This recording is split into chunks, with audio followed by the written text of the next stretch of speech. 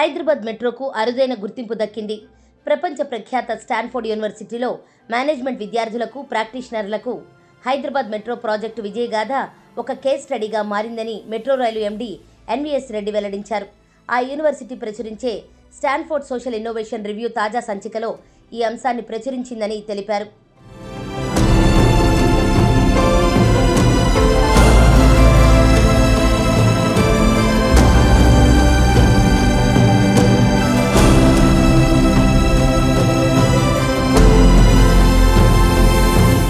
ఇది ఒక భారతీయ మౌలిక వసతుల ప్రాజెక్టుకు దక్కిన అరుదైన గౌరవంగా ఇండియన్ స్కూల్ ఆఫ్ బిజినెస్ అభివర్ణించింది.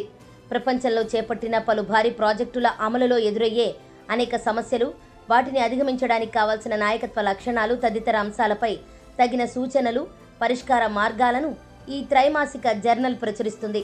ప్రపంచవ్యాప్తంగా అనేక ప్రాజెక్టుల విస్తృత అధ్యయనాల గట్టి పోటీ నడుమ ఐఎస్బి మేనేజ్మెంట్ ఆచార్యులు రామ్ నిడుమోలు, ఆయన బృందం హైదరాబాద్ మెట్రో రైలు ప్రాజెక్టుపై క్షుణ్ణంగా జరిపిన అధ్యయనాన్ని స్టాన్ఫోర్డ్ విశ్వవిద్యాలయం కేస్ స్టడీగా ఎంచుకుని ప్రచురించింది.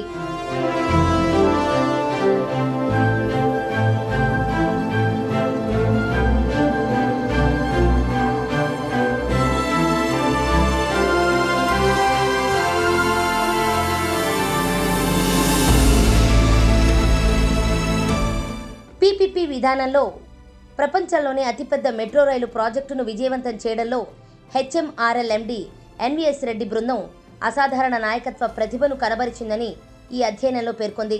ప్రైవేటు పెట్టుబడులతో ప్రజా ప్రయోజన ప్రాజెక్టుల నిర్మాణం ఏ విధంగా సాధ్యమో దీని ద్వారా అవగతమవుతుందని వెల్లడించింది.